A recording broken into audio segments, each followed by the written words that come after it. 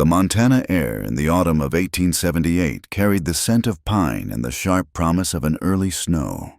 It was a thin, clean smell, one that Eleanor Whitlow breathed in as if it were a tonic for a soul weary of city smoke and coal dust. She followed the path that ran alongside Pine Creek, her boots sinking slightly into the damp earth, a carpet of fallen needles cushioning her steps. The water moved with a quiet insistence, whispering over smooth, gray stones the color of a winter sky. It was cold. The creek, a deep, penetrating cold that seemed to rise from its bed and seep into the very air, clinging to the mist that hovered just above the surface.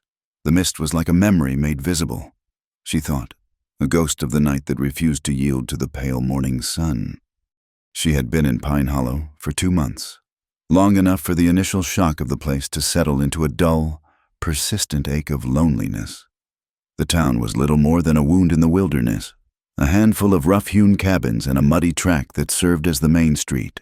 It was a place built on gold and grit, where the lives of men were measured in the weight of the dust they pulled from the earth and the whiskey they poured down their throats. She was the town's new schoolteacher, sent from Boston by a well-meaning but misguided missionary society to bring letters and sums to the children of miners. They were pale, ragged children with old eyes, who knew more of rock falls and dynamite than of poetry and psalms. Each morning, she walked this path. It was a ritual, a small piece of order in a world that felt chaotic and immense. Back home, her world had been one of fences and brick walls, of clocks that chimed the hours with steadfast certainty. Here, time was measured by the slow crawl of shadows across the valley floor and the relentless turning of the seasons. The wilderness pressed in on all sides, a vast, silent presence that made her feel impossibly small, a single, misplaced stitch in a tapestry she could not comprehend. The water murmured its endless, secret language. Eleanor paused, pulling her shawl tighter around her shoulders. The creek reminded her of Arthur. The memory was sharp and sudden, like a shard of glass in the heart. He had loved the water, the wild rivers of Virginia where they had planned to build their life. He had spoken of it with a poet's reverence, of its power to cleanse and to carry things away. The war had carried him away instead.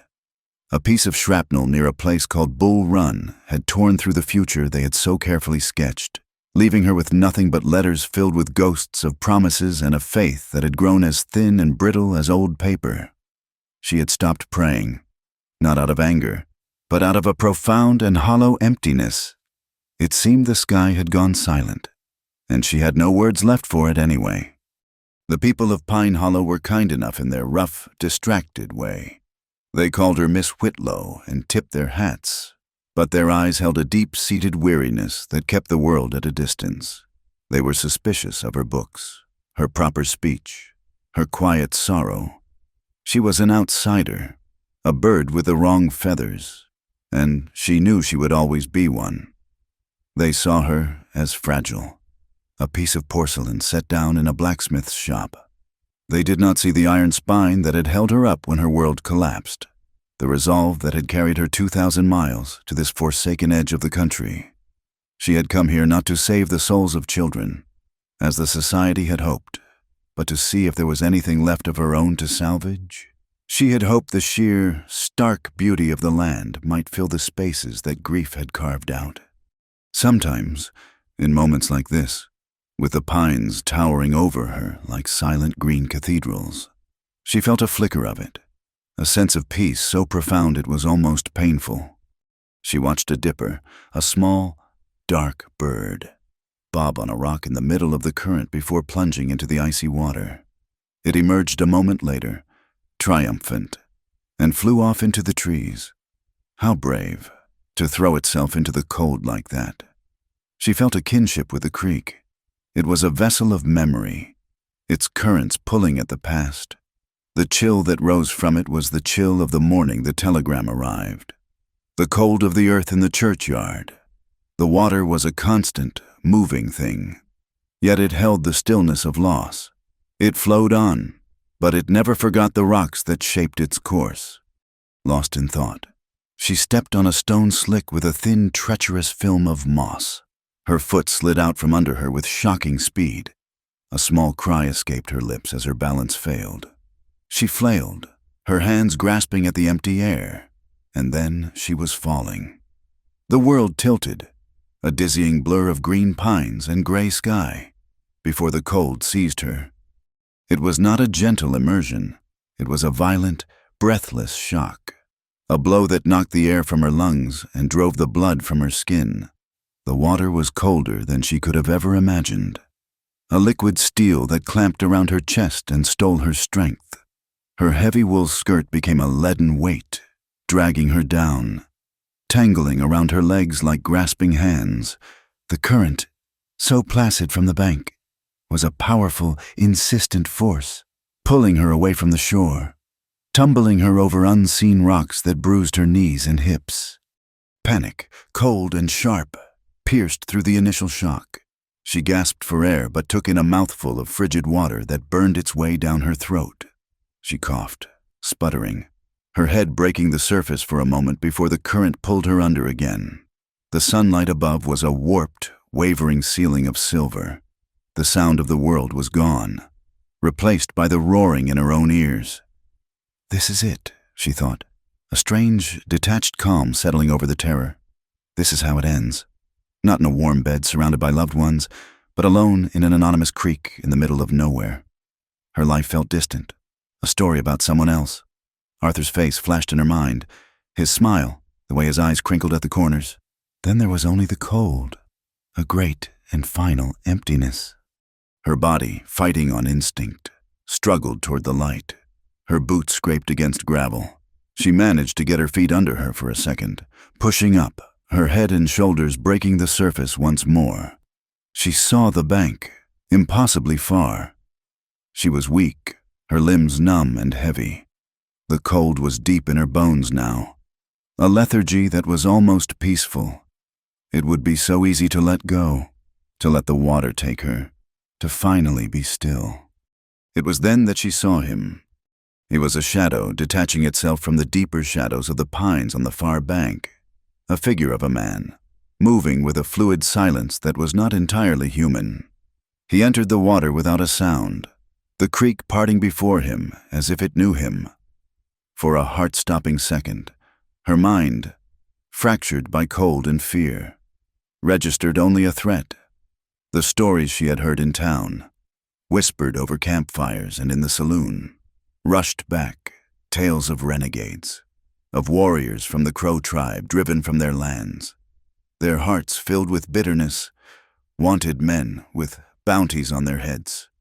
They said their eyes were like chips of obsidian and their hands knew only violence. But there was no time for fear. Her strength was gone. Her head slipped beneath the churning surface again, the silver light dimming to a murky gray. She felt herself drifting, untethering from the world.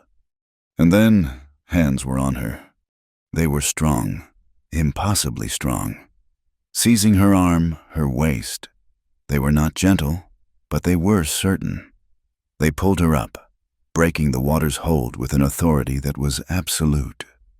Her head came clear of the water, and she took a ragged, shuddering breath that was half sob, half gasp. She was being lifted, drawn from the creek as if she'd weighed nothing at all.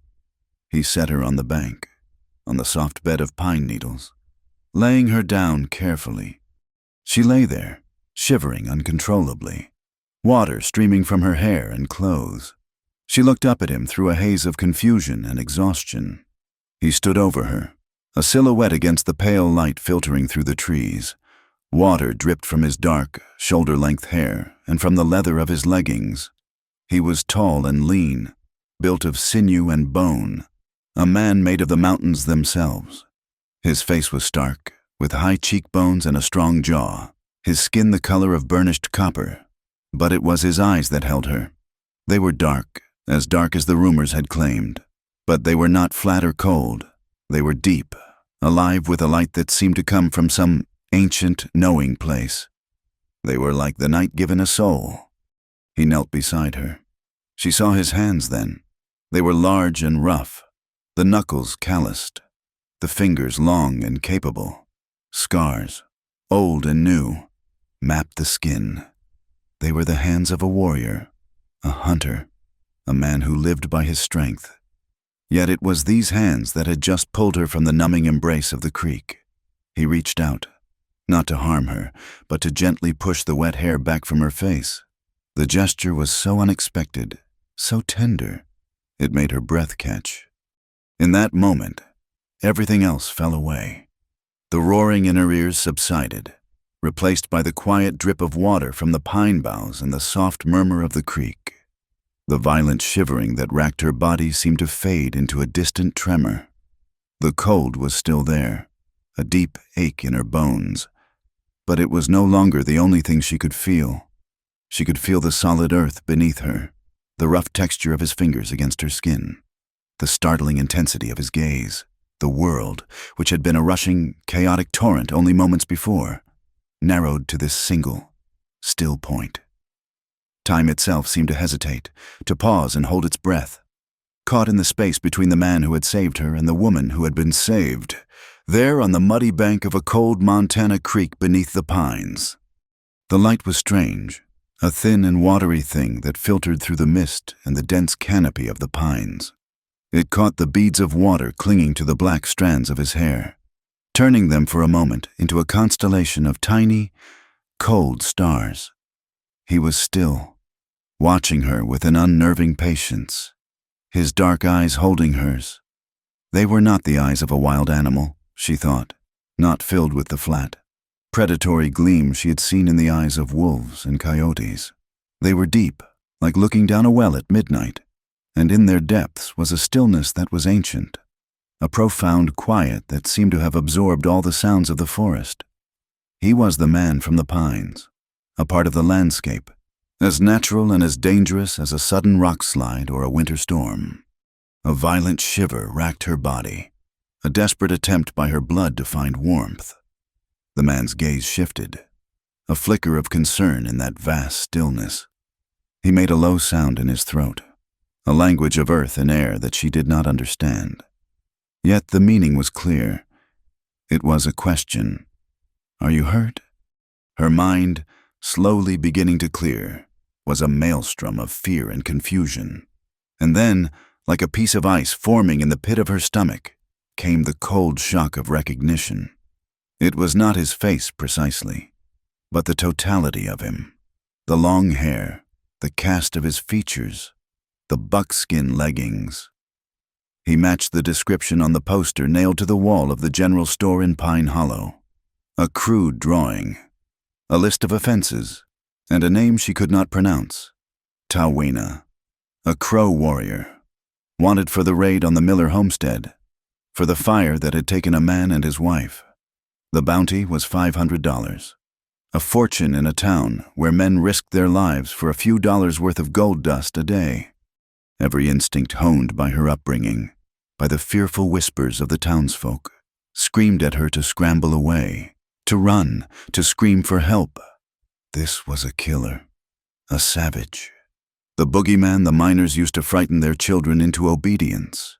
The man on the poster was a monster, painted in broad, terrified strokes of rumor and hearsay.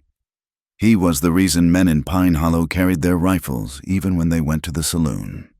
He was the embodiment of the fear that haunted the edges of their small, defiant civilization. But the man before her, the man whose presence was as solid and real as the cold ground beneath her, had just pulled her from the water. He had lifted her with a strength that could have easily broken her, yet he had set her down as if she were made of glass. The memory of the creek's icy grip was still fresh, a terror that left no room for the imagined horrors of a wanted poster. Her own senses, her own experience of the last few minutes, were at war with everything she had been told. There was no menace in his posture, no cruelty in his gaze. There was only a grave, watchful calm.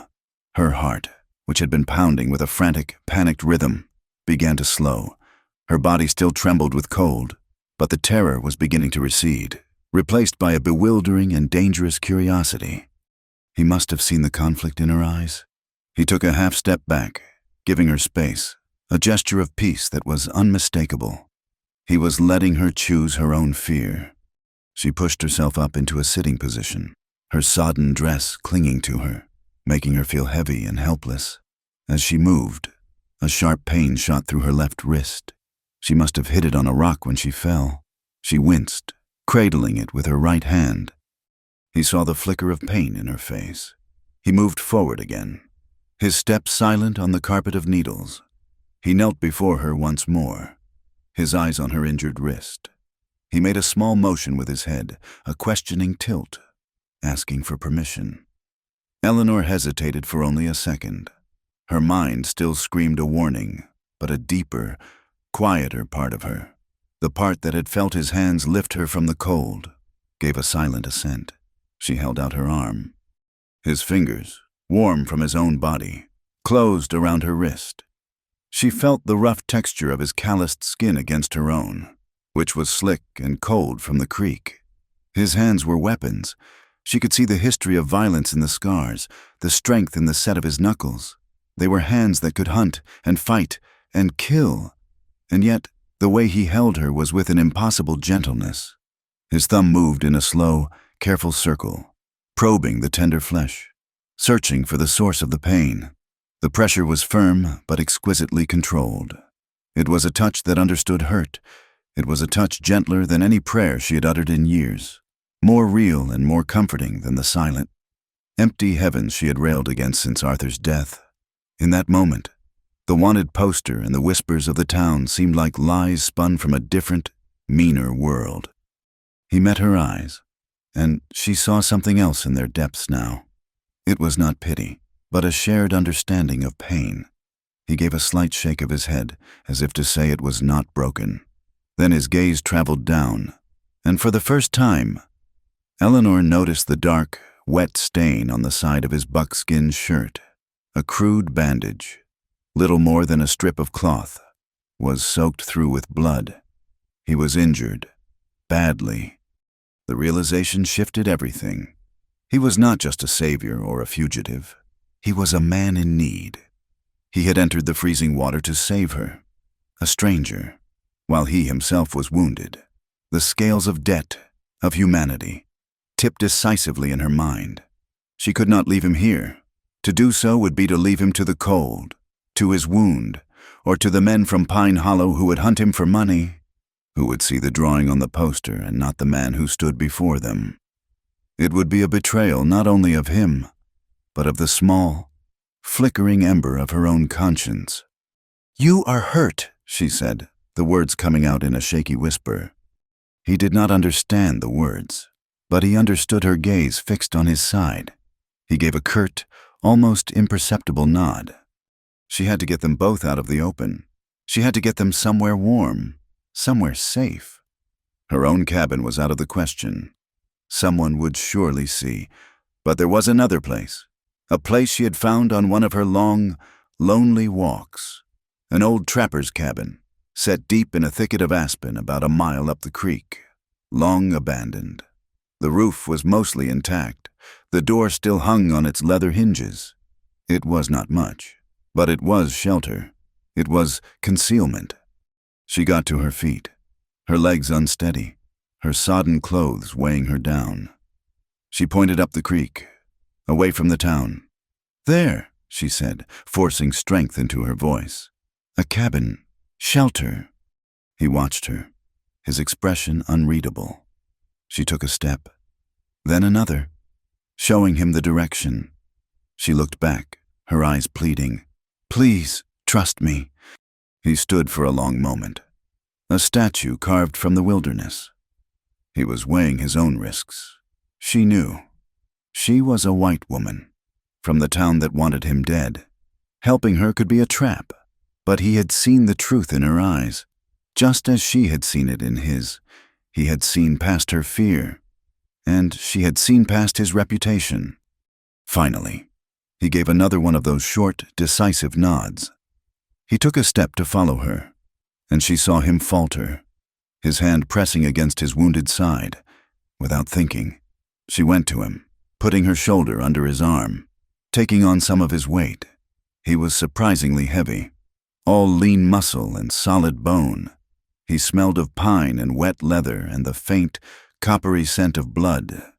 The contact was shocking in its intimacy. She, Eleanor Whitlow, the proper schoolteacher from Boston, was standing in the Montana wilderness, supporting a wounded, wanted man, leading him to a secret hiding place. It was madness. It was the most alive, the most purposeful she had felt in years. Together, they turned their backs on the creek and disappeared into the deep, forgiving shadows of the pines. The journey to the abandoned cabin was a blur of struggle and desperate resolve. Every step was an effort, her waterlogged skirt a cold, heavy shroud, his weight a solid, grounding presence against her side. The cabin was as she remembered it, a sagging shape of weathered logs half reclaimed by the forest.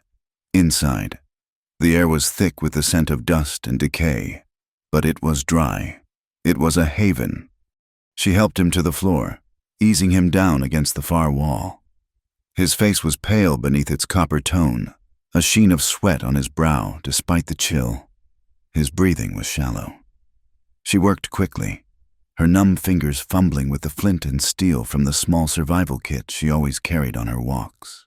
She gathered dry leaves and twigs from a corner where the roof had held, and soon, a small, hesitant flame flickered to life in the stone hearth. It was a fragile miracle against the encroaching gloom. The days that followed fell into a quiet rhythm, a language spoken without words. Communication was a tapestry woven from gestures, from the pointing of a finger, the tilt of a head, the expression in their eyes. She learned that a flat hand held out meant stop or wait. He learned that her soft touch on his forehead was a question about his fever. They were like two people from different worlds, stranded on a tiny island of circumstance, slowly charting the unknown territory of each other. She would leave before dawn each morning, a ghost slipping back to her own cabin to maintain the fiction of her normal life, to feed her chickens, to be seen by any early rising miner. Then, with a basket of stolen food, a heel of bread, some dried meat, and herbs from her small garden, she would slip back into the woods. The risk was a constant, sharp taste in her mouth, but the thought of leaving him alone and wounded was impossible. His world was one of signs and meanings she had never known existed. One morning, he led her a short way from the cabin, his movements still stiff from his injury, but imbued with a silent grace. He knelt, pointing to the damp earth. She saw only a jumble of disturbed leaves. He traced a shape in the dirt with his finger, a delicate, cloven hoof. Then he held up two fingers, pointed to the track, and then pointed east, his hand mimicking the gentle, browsing movement of a deer's head. He was telling her a doe and a fawn had passed this way not long ago. He taught her to listen not just to the sounds of the forest, but to its silences. He would cock his head, his body utterly still, and she would learn to hear the subtle shift in the wind that meant rain was coming, or the sudden quiet that signaled a predator nearby. He was a part of this world, and she was a clumsy, ignorant visitor. Her world was one of symbols and paper. In the long afternoons, as the light slanted through the single grimy window of the cabin, she would teach him hers. She took a piece of charcoal from the fire and, on a smoothed piece of pine bark, she drew a simple shape of a bird. She said the word bird slowly, pointing from her drawing to the finches flitting outside. He repeated it, the sound unfamiliar on his tongue but clear.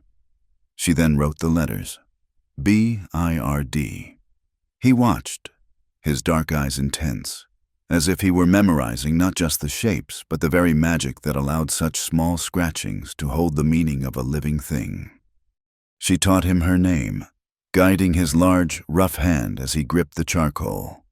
His fingers, so sure and deft when tying a knot or skinning a rabbit he had snared, were clumsy with this new tool. But he was a patient student. He traced the letters of her name, Eleanor, again and again, his touch on the bark growing more confident. Then it was his turn. He took the charcoal and in bold, clean strokes, he wrote a name that was not Tawina. He wrote Kuruk. He pointed to himself. It was his true name. She understood. Tawena was the name on the poster, the name given to him by his enemies. Karuk was the man. His story came in fragments, pieces of a broken past offered up in the quiet trust that had grown between them. He communicated through gestures, through the raw emotion in his eyes, and with the few English words he was beginning to learn. He told her of a day of smoke and fire, of the blue coats of soldiers moving through his village. He drew a picture in the dust on the cabin floor, a stick figure of a soldier with a rifle, another of a woman falling. Then he drew a small shape, a child, alone and crying amid the chaos. He pointed to himself, then drew his own figure running, not away from the soldiers, but toward the child. He sketched himself lifting the child, carrying them to the safety of the trees. But his drawing did not end in heroism. He drew other soldiers pointing at him, their faces angry. He drew his own people, their expressions a mixture of fear and accusation. Betrayer, white man's friend. The words were not spoken, but she heard them in the bitter line of his mouth. He had saved an enemy's child, and in the blind hatred of the moment, he had been condemned by both sides. A man without a people, a ghost hunted by two worlds. He was not a murderer. He was a man who had chosen compassion in a time of war, and had been rewarded with exile. The nights grew colder. Rain came, a steady, relentless drumming on the cabin roof that went on for days, sealing them inside. The world shrank to the small circle of firelight, to the scent of wood smoke and damp earth. The enforced closeness was a new kind of intimacy. Stripping away the last of their pretenses, they were just two people, a man and a woman, taking shelter from the storm. His wound had begun to fester. On the third night of the rain, his fever returned, and she knew she had to clean it properly. She heated water over the fire, her heart a tight knot of apprehension. She told him what she must do, using a mix of her words and his gestures. He watched her, his eyes clouded with pain but clear with trust, and nodded. He sat with his back against the log wall as she knelt before him. Her hands trembled as she began to unwrap the soiled bandage. The air was thick with a tension that had nothing to do with his injury. It was the awareness of their proximity, of the rain that isolated them, of the quiet vulnerability that lay between them. The firelight cast flickering shadows across the planes of his face, making the hollows of his cheeks seem deeper, his mouth more severe. When the last layer of cloth came away, she fought to keep her composure. The wound was angry, the flesh around it red and swollen. She dipped a clean rag into the hot water, her movements slow and deliberate. When she touched the cloth to his skin, he flinched, a sharp intake of breath, his only sound. She murmured to him, soft, meaningless words of comfort, the way one might soothe a frightened animal or a feverish child. She worked in silence, cleaning the injury with a tenderness that felt like a confession. She was keenly aware of every detail of him, the warmth of his skin beneath her fingers, the corded muscle of his abdomen tensing against the pain, the steady, rhythmic rise and fall of his chest. This was not the fearsome warrior from the wanted poster. This was not the silent, watchful stranger from the pines. This was a man made of flesh and blood, who felt pain and who bled. Just as she did, the barriers of language, of culture, of fear, they were all dissolving in the dim, fire-lit intimacy of the cabin. When she finished, she looked up and found him watching her. His gaze so direct, so profound, it felt as though he could see straight into the bruised and lonely corners of her soul. The space between them crackled with an unspoken understanding, a connection forged in shared danger and quiet compassion. The drumming of the rain on the roof was the only sound, a heartbeat for the silent world they had created. A gust of wind rattled the cabin door and sent a cold draft snaking across the floor. It moaned through the tops of the great pines outside, a long, sorrowful sound that spoke of wilderness and solitude. And in that sound, a profound realization settled over Eleanor, as quiet and as certain as the falling rain. Karuk was not the other, the savage, the alien creature the world had named him. He was a reflection of her own brokenness, her own exile. She was hiding from the ghost of a lost love, from a faith that had abandoned her. He was hiding from the injustice of men, from a world that had branded him a criminal for an act of mercy. He was just a human being, and so was she. Two people, adrift and alone, seeking shelter from a world that no longer felt like home. The fragile peace of their hidden world was shattered by the sound of shod horses. It was a sound that did not belong in the deep woods, a rhythmic, metallic intrusion that spoke of the world of men, of order and of violence. Eleanor was on her way back to the cabin, her basket filled with a meager portion of bread and cheese. When she heard it, she froze, melting back into the shadows of the aspens, her heart hammering against her ribs. 4 riders, their blue uniforms stark against the autumn colors, were making their way up the main track into Pine Hollow. They rode with a grim purpose, their face set and hard, rifles resting easy in the crooks of their arms. A patrol. They were not simple prospectors or merchants. They were the law. She waited until they had passed before hurrying to the cabin, her mind racing. Kuruk was standing in the doorway when she arrived, his posture tense. He had heard them too. He met her eyes, and in his gaze she saw the same question that was screaming in her own mind. Are they here for me? She could only nod, her throat too tight for words. The sanctuary they had built felt suddenly as flimsy as a spider's web. The presence of the soldiers lit a fever in Pine Hollow. Fear and greed, a potent combination, spread through the muddy street like a contagion. The $500 bounty on the man called Tawina was no longer a piece of paper on a wall. It was a tangible prize, brought within reach by the arrival of armed authority. Men who had previously spoken of the renegade in hushed, fearful tones now spoke with a swaggering bravado. They gathered in front of the saloon, their voices loud, boasting of what they would do with the money, how they would track the savage down. They were hungry for a resolution, for a clear and simple act of violence that would make them feel safe again. But there was another current in the town, a quieter one.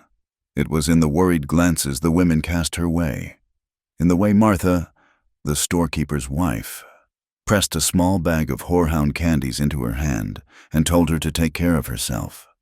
They had all noticed the change in her these past weeks. They saw the new shadows under her eyes, the way she startled at loud noises, the thinness of her frame. They whispered among themselves. They knew she had nearly drowned in the creek, that she had been pulled out by a stranger. They connected her decline to that event, spinning tales of a lingering sickness from the cold water, of a fright that had unsettled her mind. Some looked at her with pity, seeing a fragile woman broken by the harshness of the land. Others watched her with a narrow, suspicious curiosity. She had become a puzzle, a disturbance in the town's rough equilibrium. The marshal, a man named Thompson, whose tired eyes had seen too much of the West's casual brutality, came for her that afternoon. He found her in the small schoolhouse, ostensibly tidying up, though her hands were shaking so badly she could barely hold a book. "Miss Whitlow," he said, his voice a low rumble. He removed his hat, a gesture of respect that did little to soften the authority of his presence. "I need to ask you a few questions." She faced him, her hands clasped tightly in front of her to still their trembling. "Marshal, the Army Patrol is here looking for the Crow renegade, Tawina. They have reason to believe he is hiding somewhere in this valley." He paused, letting the weight of his words settle in the dusty air of the schoolroom. "Folks say you had an encounter down at the creek some weeks back, that a man pulled you from the water." Here it was, the moment she had been dreading. The truth was a dangerous, impossible thing. The lie was a cliff's edge. She took a slow breath. "Yes, I slipped. The current was strong."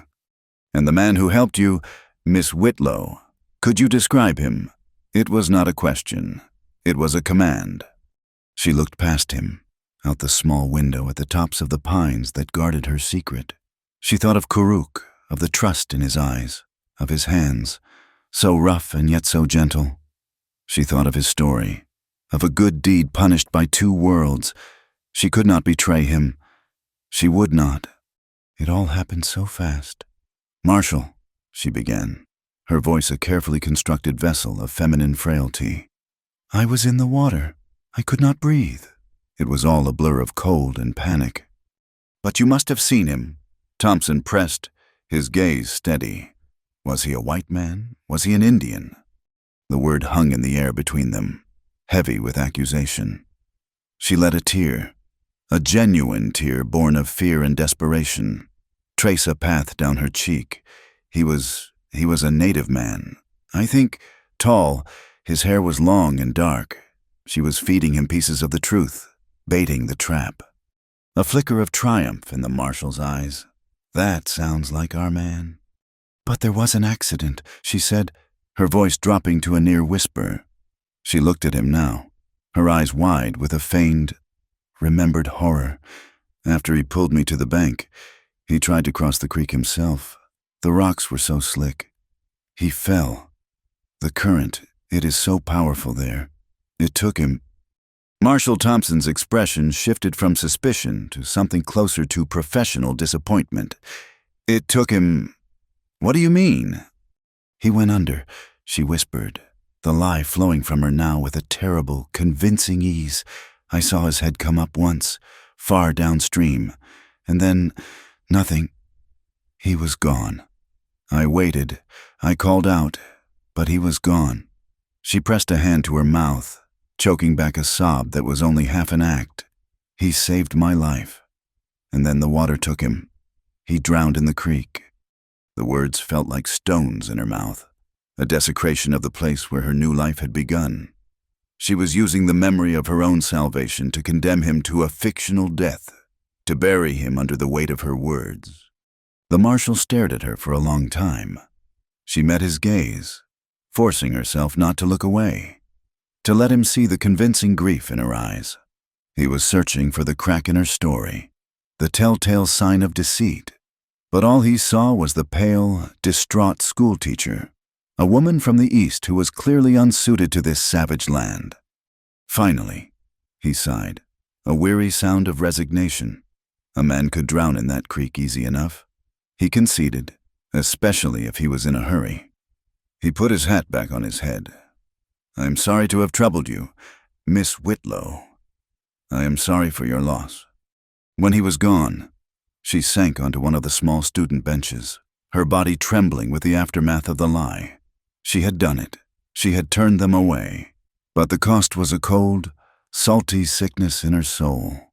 She had spoken death into the world to protect a life. That evening, as dusk began to bleed purple and gray into the sky, she felt an irresistible pull toward the creek. She had to go back. She had to see the place she had so vividly described as a tomb. The air was cool and damp, the mist already rising from the water, swirling around the smooth, dark stones. The sound of the current was a low, mournful whisper, as if it knew of the lie she had told, as if it was mourning the man she had pretended it had claimed. She stood on the bank where he had laid her down, the pine needles a soft carpet under her feet. This was the place, the beginning. She looked across the water, her heart a heavy, aching thing in her chest. She had saved him, for now, but she had also pushed him further away, entombing him in a lie that she could never take back. They were more separated than ever. And then she saw him. He was standing on the opposite bank, half hidden in the deepening shadows of the great pines, as still as the trees themselves. He was not a ghost. He was solid, real, a silent sentinel in the twilight. The mist swirled around his feet, making it seem as if he were floating. A spirit of the forest come to watch over the water. He must have been waiting for her. He must have known she would come. He did not wave. He did not call out. He simply stood and looked at her, across the rushing water, across the divide of their two worlds. Their gazes met and held. In that silent, prolonged stare, everything was said. She saw in his posture an acknowledgement of her sacrifice, a deep, resonant gratitude that needed no words. And he, in turn, must have seen the truth in her eyes. the confession of a feeling that had taken root in the most dangerous of soils, a love that had been born not in sunshine and laughter, but in the cold water of the creek and the shadow of the gallows. It was a terrifying, beautiful thing, this connection that had grown between them, a fragile wildflower blooming on the edge of a cliff. The peril had not extinguished it. It had been the very thing that made it grow. Standing there, on opposite sides of the creek that had both nearly killed her and brought her to life, Eleanor Whitlow knew, with a certainty that shook her to her very core, that she was lost, or perhaps, for the very first time, she was found. The patrol moved on, and the first snows of winter followed soon after, a silent white wave that swept down from the high peaks and settled over the valley. The world was transformed, its sharp edges softened, its colors muted to shades of gray and white and the deep, abiding green of the pines. The snow was a blessing and a curse. It erased tracks, theirs and those of the men who might hunt them. But it also made their isolation profound, absolute. The trapper's cabin was no longer safe enough, too exposed, too easily discovered by a chance hunter. Kuruk led her to a new shelter, a place he must have known all along. A shallow cave hidden behind a frozen waterfall, its entrance shrouded by the thick, drooping boughs of ancient spruce trees. It was a den, a primal place of rock and shadow, but with a fire burning in a carefully vented hollow. It became their world. Their life narrowed to the simple, brutal necessities of survival. Time, which had once been measured for Eleanor by the chiming of a clock and the ringing of a school bell, was now marked by the rising and setting of the sun, the deepening of the snow, the gnawing ache of hunger in her belly. Her old life, the life of books and quiet contemplation, felt like a distant dream, a story she had read about someone else. The woman who had been afraid of a mouse in her Boston apartment was gone, replaced by a woman who could help snare a rabbit and clean it with steady hands, who knew the difference between the track of a deer and that of a wolf. In the long, dark hours of the winter, their two worlds began to truly merge. Kuruk's faith was not contained in a book or recited in a church. It was in the air he breathed, in the earth he walked upon. He taught her that the water was not just water. It had a spirit, a memory. He would take her to the edge of the frozen creek and have her listen to the new sounds it made, the groans and creaks of the ice, the muffled gurgle of the current trapped beneath. He told her this was the water's winter voice, a slower, deeper language. He showed her how to read the stories the ancestors had left, not in words, but in the shapes of the mountains against the sky, in the way the wind whispered through the skeletal branches of the aspens. For him, God was not an unseen king on a distant throne. The divine was in the courage of the hawk, the resilience of the pine tree, the steadfastness of the stone. His was a world alive with spirits. And slowly, Eleanor began to feel it too. It was a faith that did not require blind belief, only a willingness to open your eyes and listen. It filled a space inside her that her old religion, with its silent, absent God, had left hollow and echoing. For her, he undertook a different kind of learning. He saw the way she would sometimes fall quiet, her eyes distant, and he knew she was thinking of her past, of the man she had lost. He saw the small, worn Bible she had brought with her, a book she never read but always kept close, a relic of a life she could not entirely discard. One evening, as they sat by the fire, he picked it up, his rough fingers gentle on the fragile pages. He pointed to the black marks, then looked at her. "Teach," he said, one of the words she had taught him. And so, she began to teach him her language of faith. She did not preach or try to convert him. She simply gave him the words, because he had asked, because he was trying to understand the shape of her own specific sorrow. She chose the simplest prayer she knew, the one her mother had taught her as a child. "Our Father," she would say, her voice soft in the quiet of their cave. "Our Father," he would repeat, his voice a low rumble, the sounds foreign and clumsy on his tongue. "Who art in heaven," she continued. "Who art in heaven," he echoed, his dark eyes fixed on her face, not looking toward the sky but at her, as if she were the source and meaning of the words. He was not praying to her God. She knew that. He was learning the language of her heart, the cadence of her grief. He was reaching across the chasm of their different worlds to hold this piece of her, to give her back a part of herself she thought she had lost forever. It was an act of such profound tenderness, of such selfless love, that it brought tears to her eyes. He was building a bridge, and she was walking across it, leaving the barren land of her past behind. The deep cold of January settled in, locking the land in a grip of iron and ice. Resources grew scarce. The rabbits were harder to find. The deer had moved to lower ground. One afternoon, checking a line of snares she had set along the creek, Eleanor found herself on a stretch of ice that looked deceptively thick.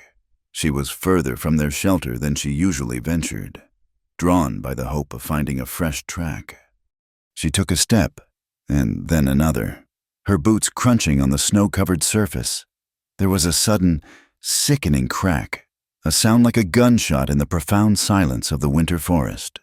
The world gave way beneath her. This time, there was no tumbling current, no struggle toward the light.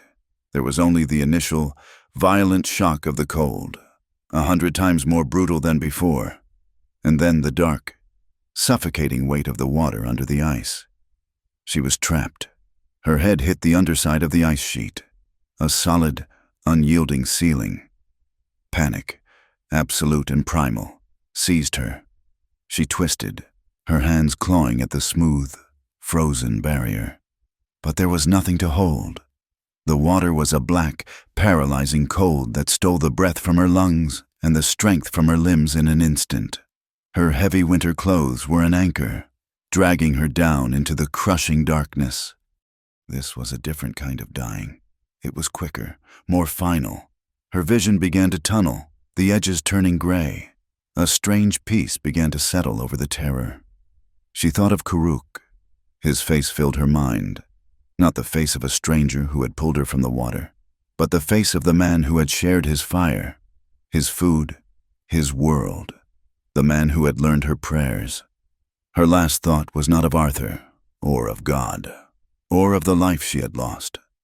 It was his name, Karuk. And then, the world exploded in a shower of light and sound. The ice above her shattered. A hand, his hand, plunged through the freezing water and seized the collar of her coat. She was being pulled up, out of the blackness, into the blinding, painful light of the snow-covered world. He hauled her from the water, his face a mask of desperate, savage intensity. He had smashed through the ice with a heavy rock, his own hands raw and bleeding from the effort.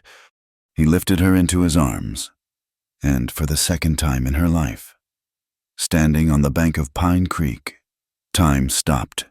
The world narrowed to the pounding of his heart against her ear, the strength of his arms around her, the fierce, protective light in his eyes. But this time, there was no fear. There was no bewildered shock, no terror of the stranger from the pines. This time, there was only a profound and overwhelming sense of homecoming. She was not just being saved from the freezing water. She was being saved from the cold, empty life that had come before it. He was saving her from the ghost of the woman she used to be, the woman who had walked the edge of this creek lost in a fog of memory and grief. That woman had drowned today, under the ice. The woman who lay in his arms was someone new, someone who had been forged in the fire of his care and the stillness of their shared solitude. He carried her back to their shelter, his long, powerful strides eating up the distance. He did not seem to notice her weight, or the biting wind, or the blood dripping from his own hands. His entire being was focused on the single, desperate task of keeping her alive. In the cave, he stripped her of her frozen clothes with a frantic, impersonal urgency, wrapping her in every dry fur and blanket they possessed. He built the fire up until it was a roaring blaze, and then he lay down beside her, wrapping his own body around hers, transferring his own vital warmth into her shivering, half-conscious form. She drifted in and out of awareness, aware of the heat of the fire on her face, the solid, living warmth of him against her back, his steady breathing a promise in the darkness. When she finally woke, it was full night. The fire had burned down to glowing embers. He was sitting up, watching her, his face haggard in the soft red light. He had not slept. She reached out a hand, her own, and laid it against his cheek. He closed his eyes, leaning into her touch, a shudder running through his powerful frame. It was a gesture of profound relief, of a fear so deep it could not be put into words. She did not need words anymore. She had learned the language of the river. It was a language of survival, of shared warmth against the killing cold. It was the language of a love that did not need promises or protestations, for it was as real and as solid as the rock that sheltered them, and as constant as the water that flowed, even now, silent and unseen, beneath the ice. The thaw came in early March, a slow, grudging retreat of winter. The snow melted. The creek began to break free from its icy prison, and the world dripped with a steady, monotonous rhythm. For Eleanor and Karuk, the change brought both relief and a new, sharp-edged anxiety. The end of the deep snow meant the paths and trails would be open again. The world, which had held them in its quiet, white embrace, was waking up, and with it, all of its dangers. Their supplies were nearly gone, the last of the salted meat, the handful of dried beans. Eleanor knew she had to risk a trip to the edge of town, to Martha's store, to buy flour and salt, to be seen, to maintain the fiction that she was still just the quiet schoolteacher. She chose a gray, overcast morning, the kind that kept most people by their fires. She left Karuk in their hidden shelter, a silent promise to return passing between them in a single, prolonged look. The walk to Pine Hollow was unnerving. The familiar path seemed menacing now, every snapped twig, every chattering squirrel a potential threat. As she neared the town, a smell reached her that was wrong. It was not the familiar scent of wood smoke from the town's chimneys. It was sharper, more acrid. It was the smell of something consuming itself. Then came the sounds, not the rhythmic ring of the blacksmith's hammer or the distant rumble of the mine, but the sharp crack of gunfire and a chorus of raw, brutal shouting. Panic seized her. She darted off the path, crouching behind a thicket of willows that bordered the creek. Through the branches, she could see Pine Hollow, and it was a scene from a nightmare. Strange men on horseback were riding through the muddy street, their face bearded and cruel. They were not soldiers. They were dressed in a motley collection of greasy buckskins and worn wool, and they moved with a feral, predatory energy.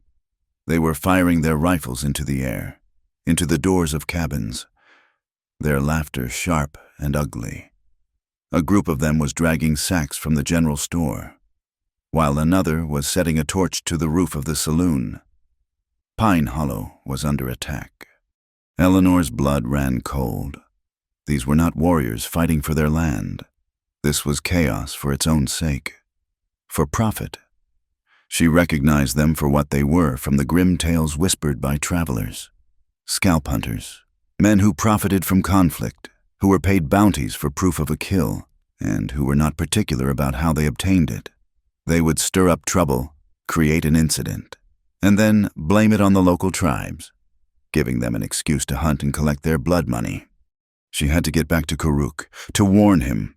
She began to back away slowly, her movements careful, silent, but her luck had run out. A twig snapped under her boot with the sound of a pistol shot. One of the men, a large, thick-set brute with a red beard and eyes like chips of cold blue ice, turned his head. His gaze swept the tree line and locked onto hers. A slow, predatory smile spread across his face. "Well now," he drawled, his voice carrying easily in the tense air. "Look what we have here, a little bird hiding in the bushes." Two of his companions spurred their horses, crashing through the willows. Eleanor scrambled to her feet and ran, but it was hopeless. They were on her in seconds, one of them leaning down from his saddle to grab a fistful of her coat, hauling her off her feet. She was dragged, stumbling, into the middle of the street and thrown down before the red-bearded man who had dismounted. He loomed over her, smelling of stale whiskey and unwashed bodies. "The schoolteacher," he said, the smile never leaving his face. "Heard you took a swim in the creek a while back. They say the Crow renegade, Tawena, was with you before he drowned." He let out a harsh laugh. "Funny thing, that we've been tracking him, and his tracks don't look like a dead man's tracks." He reached down and grabbed her by the arm, pulling her roughly to her feet. "He is out there, isn't he? You have been hiding him." He tightened his grip, his fingers bruising her flesh. "You are going to be our guest for a while, Miss Whitlow. A man might come back for what is his, especially a man with a $500 price on his head." He tied her hands in front of her and shoved her toward the schoolhouse. The town was burning. The fire that had started at the saloon had spread, the dry timber of the cabins catching with a hungry roar. Black smoke billowed into the gray sky, carrying with it the sounds of destruction and the cries of the townspeople. It was an image of hell, a world consumed by senseless, greedy violence. From his vantage point high on the ridge, Karuk saw the smoke. It was a dark stain against the clouds, a signal of profound wrongness. He moved through the trees with the silence of a hunting wolf, his every sense alert. As he drew closer, the sounds of the attack reached him, the smell of the fire stinging his nostrils. He saw the strange riders, the burning cabins, and then he saw them dragging Eleanor into the schoolhouse. His world, which had been rebuilt around the quiet warmth of her presence, fractured. A cold, clean rage settled over him, a warrior's spirit that had been dormant for too long. He knew what this was. He knew these men. They were the scavengers who followed in the wake of war, profiting from death. And they had her. To go down there was to walk into a trap. He was one man against a dozen. But to stay here was to abandon the only part of the world that still had meaning. There was no choice. He began his descent, a shadow moving through the smoke, a hunting knife in one hand, a tomahawk in the other. He used the fire as his ally, the roaring confusion his shield. The hunters were drunk on their victory, their senses dulled by whiskey and adrenaline. They did not see the ghost that slipped between the burning buildings, a figure of silent, deadly purpose. The battle, when it came, was not a noble clash. It was a brutal, desperate affair fought in the swirling smoke and the hellish, dancing light of the flames. Karuk was a whirlwind of controlled violence, his movements economical and lethal. He was fighting not for land or for honor, but for a single life, and it gave him a strength that bordered on the supernatural. 2 of the hunters fell before they even knew he was there. The red-bearded leader roared in fury and surprise, turning to face this sudden, deadly apparition. He was a big man, strong and vicious, a brawler who relied on brute force. He fired his pistol, the shot going wide in the chaos. Karuk closed the distance, his tomahawk a blur. The fight devolved into a primal struggle in the mud and ash, surrounded by a wall of fire. Inside the schoolhouse, Eleanor heard the shift in the sounds outside, the screams of pain that were different from the cries of the miners. She knew, with a certainty that was both terrifying and exhilarating, that he had come for her. She strained against the ropes that bound her hands, her eyes searching for a weapon, for any advantage. The fight outside was turning. Karuk was a warrior born, but he was outnumbered. Another hunter joined the fray, then another. A knife wound opened on his arm. A glancing blow from a rifle butt sent him stumbling. The fire was closing in, the schoolhouse itself beginning to smolder. The heat was immense, the air thick with smoke that burned the lungs. The world was a roaring, suffocating furnace, a battleground where the hatred of men and the fury of nature had combined. Eleanor saw her chance. The man guarding her had turned his attention to the fight. She kicked out with all her strength, catching him behind the knee. He grunted and fell, and she scrambled for the knife that had fallen from his belt. Her bound hands were clumsy, but she managed to grip it, sawing at the ropes until they fell away. She burst from the schoolhouse just as the red-bearded leader brought the barrel of his rifle down in a vicious arc. Kuruk, already weakened, could not fully dodge. The blow caught him high on the chest and shoulder, and he went down with a cry of pain. The leader raised the rifle like a club, ready for the final blow. Eleanor screamed his name, a raw, piercing sound that cut through the roar of the fire. She ran forward, brandishing the small knife, a desperate, hopeless gesture. But it was enough. The leader turned for a split second, distracted by this new, unexpected threat. It was the only opening Kuruk needed. He surged up from the ground, driving his own knife deep into the man's side. The leader staggered back, his eyes wide with shocked disbelief, before collapsing into the mud. The remaining hunters, their leader fallen, their nerve broken, fled into the smoke-shrouded forest. Silence fell, a heavy, ringing quiet broken only by the hungry crackle and roar of the flames. Pine Hollow was an inferno. The forest itself was on fire, the great trees turning into torches that lit the sky with an apocalyptic orange glow. Kuruk lay on the ground, trying to push himself up, but his strength failed him. A dark stain was spreading across his chest. He was badly wounded. Eleanor rushed to his side. Falling to her knees in the ash, the fire was all around them, a closing circle of heat and destruction. They had to move. They had to get out. She put her shoulder under his, trying to lift him, just as she had done all those months ago on the banks of the creek. But he was a dead weight now, his consciousness fading. Tears of smoke and terror streamed down her face. She would not let him die here. She would not let the fire have him. She grabbed him under the arms and began to drag him. It was a slow, agonizing process. Her muscles screamed in protest. The heat was scorching, her hair and clothes singed. She was moving backward, pulling him away from the worst of the flames, toward the creek, the only place that offered sanctuary from this world of fire.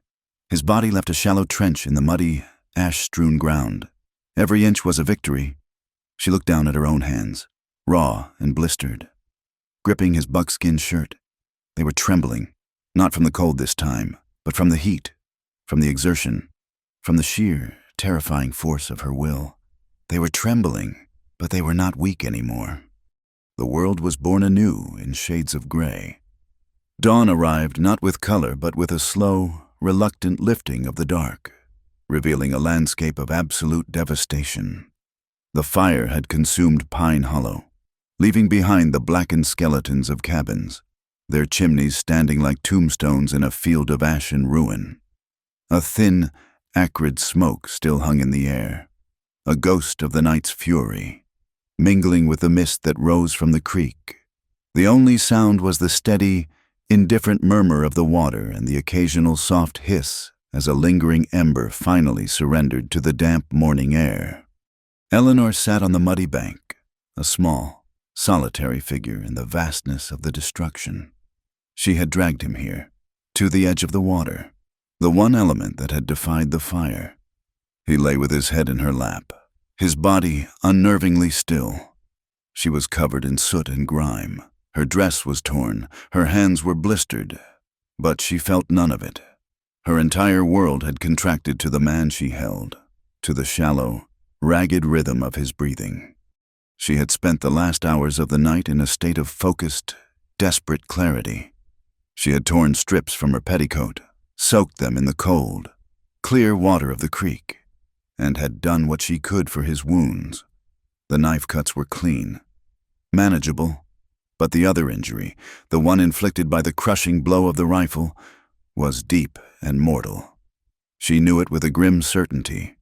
There was a wrongness to the way he lay, a broken stillness that no bandage could mend. She could feel the life slowly, inexorably seeping out of him, draining away into the cold earth. She cleaned the blood and soot from his face with a gentle, practiced hand. The face she had once seen as a mask of savage wildness was now as familiar and as beloved to her as her own. She traced the high line of his cheekbone, the strong set of his jaw. She had learned the map of him in the quiet intimacy of their hidden shelter, had memorized it by the flickering light of their small fire. He was not a warrior now, not a fugitive.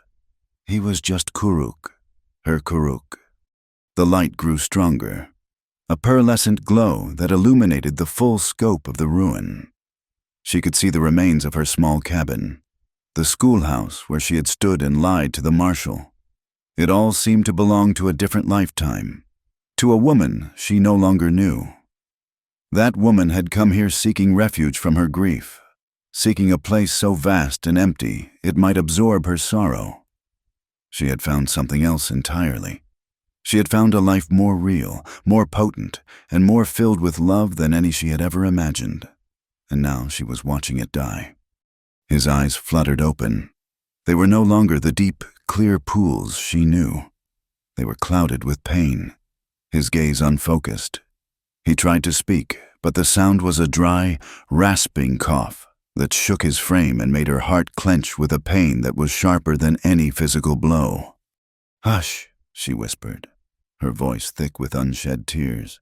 "Do not speak. Save your strength." He quieted, but his eyes remained on her face, searching. She held his hand, her fingers lacing through his. His skin was cold, a deep, penetrating chill that the rising sun could not touch. She held on tighter, as if she could force her own warmth, her own life, into him through the simple pressure of her hand. They remained that way for a long time as the sun climbed higher, burning away the last of the mist. The world was utterly still. It was the stillness after a great storm, the profound, echoing quiet that follows a cataclysm. A single bird, a survivor, began to sing from the top of a scorched pine, its clear notes a fragile testament to the persistence of life. His lips moved again, and this time, a sound emerged, a voice so faint it was little more than a whisper of air. She had to lean down, her ear close to his mouth, to hear him. "The water," he breathed, his voice a dry rustle of leaves. "When it stops flowing, they call it ice." She did not understand, but she nodded, smoothing the dark hair back from his forehead. "Yes," she murmured, her voice a soothing lie. "It will be warm soon. The ice is gone." He gathered what was left of his strength, a flicker of the old intensity returning to his eyes. He was looking at her, but also through her, seeing something far beyond the ash and the ruin. "But when the heart," he whispered, each word an immense effort, "when the heart stops being afraid, they call it love." The words settled over her, not with a shock, but with the quiet, devastating finality of truth. It was his last lesson, his final gift. It was the key to everything, to the creek, to their meeting, to the long winter, to the fire. Her fear had been a kind of ice, a frozen state of grief that had held her captive. His fear was one of injustice, of exile, and in the small, hidden spaces of the forest, they had found a place where that fear could thaw, where their hearts, no longer afraid of the world or of each other, could finally flow into one another. It was love. He had given it a name, a definition as simple and as profound as the elements themselves. A single tear escaped her and fell onto his cheek. He seemed to feel its warmth. A faint, slow smile touched his lips. It was a smile of peace, of acceptance. He looked at her one last time, his dark eyes holding all the unspoken words, all the shared moments, all the silent prayers. Then he took a long, slow breath, a gentle sigh, and did not take another. The stillness that followed was absolute. The weight of him in her lap changed, became heavier, more final. The light in his eyes dimmed and went out, leaving only the beautiful, empty shells. He was gone. The bird in the pine tree continued to sing its defiant, hopeful song, but she could no longer hear it. The only sound was the roaring silence in her own ears. She did not move. She did not weep. She simply held him, her arms wrapped around his shoulders. her face buried in his hair, which still smelled of wood smoke and pine. She held him as the sun rose higher, casting long, stark shadows across the ruined valley. She was a statue of grief, a monument to a love that had been born in the water and had died in the ashes. Time lost its meaning. There was only the before and the now. But as the hours wore on, another sound began to penetrate her consciousness, a sound that had been there all along, a sound that was the heartbeat of this place. It was the murmur of the creek, the endless, gentle conversation of the water flowing over stone. It was the sound that had been the backdrop to their entire story. She listened, and in the soft, rhythmic burble of the current, she heard something else. It was not a voice. It was not a memory. It was a presence. It was the feeling of his spirit, released from its broken vessel, rejoining the world that had made him. He was in the whisper of the water, in the patient strength of the stones, in the deep, silent life that flowed on, unstoppable. He had not left her. He had simply changed form. The water remembered, and as long as it flowed, he would be there. The years fell away like leaves in autumn, each one leaving the world a little different, a little more worn.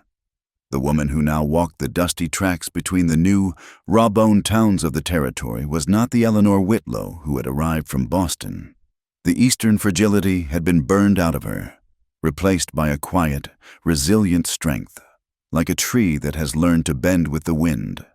Her skin was tanned by the sun, her hair streaked with an early gray, and her eyes, once clouded with a private sorrow, were now as clear and as deep as a mountain lake, holding the vast, quiet wisdom of the wilderness.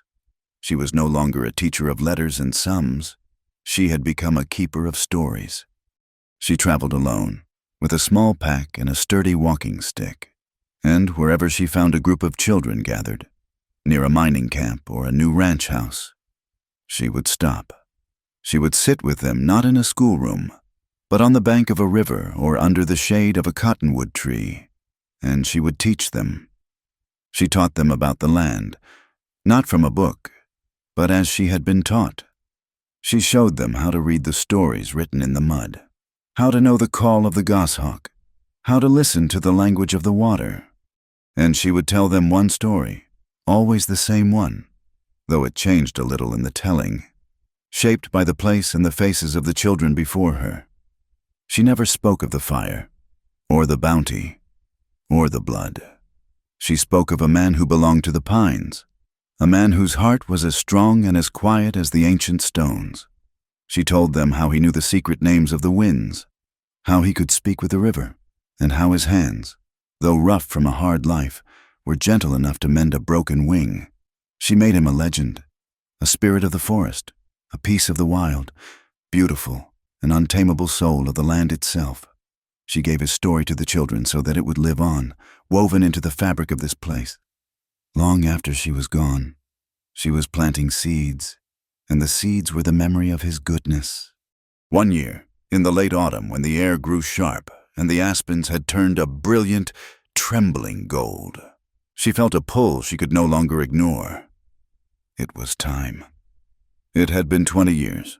She turned her face toward the mountains that cradled the valley of Pine Hollow, and began the long walk back. The journey was a pilgrimage through memory. The world had changed. The railroad had come through, and with it, more people, more fences, more towns that scarred the landscape with a relentless geometry. But the further she walked, the more the land began to resemble the one she remembered. The mountains were the same, their great, stony faces impassive and eternal. The sky was the same, a vast and aching blue. She was walking not just through space, but through time, back to the place where her life had truly begun and ended in a single, incandescent moment. There was nothing left of Pine Hollow. The forest, with its patient, inexorable power, had reclaimed its own. A thick carpet of grass and wildflowers grew where the muddy street had been. Young pine and aspen trees, already 20 feet tall, grew up through the collapsed skeletons of the cabins. Nature had healed the wound, covering the ashes with a blanket of green. She found a few half-buried foundation stones from the schoolhouse and a single blackened stone chimney, standing like a lone mourner against the sky. There were no ghosts here. The human violence had been a brief, noisy fever, and the land, in its deep, slow wisdom, had simply waited for it to pass. She made her way to the creek. It was exactly as she remembered.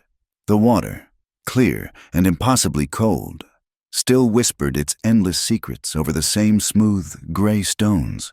The great pines still stood on the opposite bank, their boughs sighing in the gentle breeze, their scent a sharp, clean balm in the air. The mist was rising from the water, just as it had on that first morning, a pale, smoky breath that clung to the surface. It was all the same. The stage was set, the actors long gone, but the play, the memory, remained. She walked to the spot where he had pulled her from the water, where he had laid her on the soft bed of pine needles. She could feel the echo of it, a faint tremor in the very ground beneath her feet. This was holy ground. This was the altar where she had been baptized into a new life, and the tomb where she had buried her heart. She knelt slowly, her joints stiff from the long journey. The years fell away completely. She was no longer the wandering storyteller.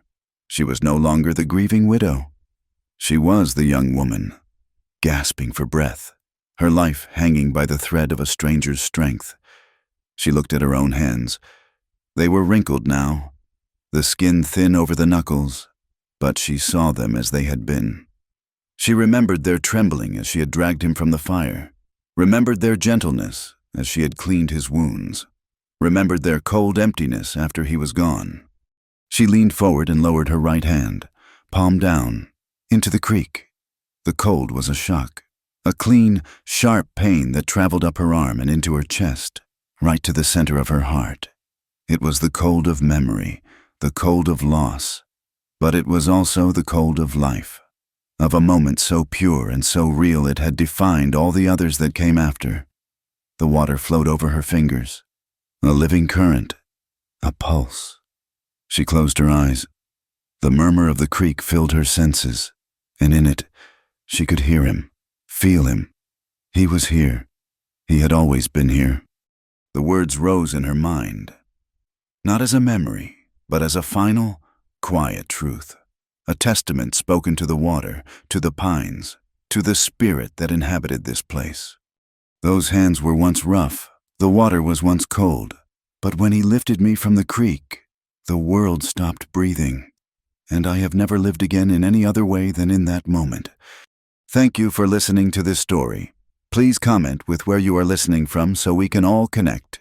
Subscribe to my channel Wild West Tales, like the video, and support us further by pressing the hype button so this story can be heard by more people.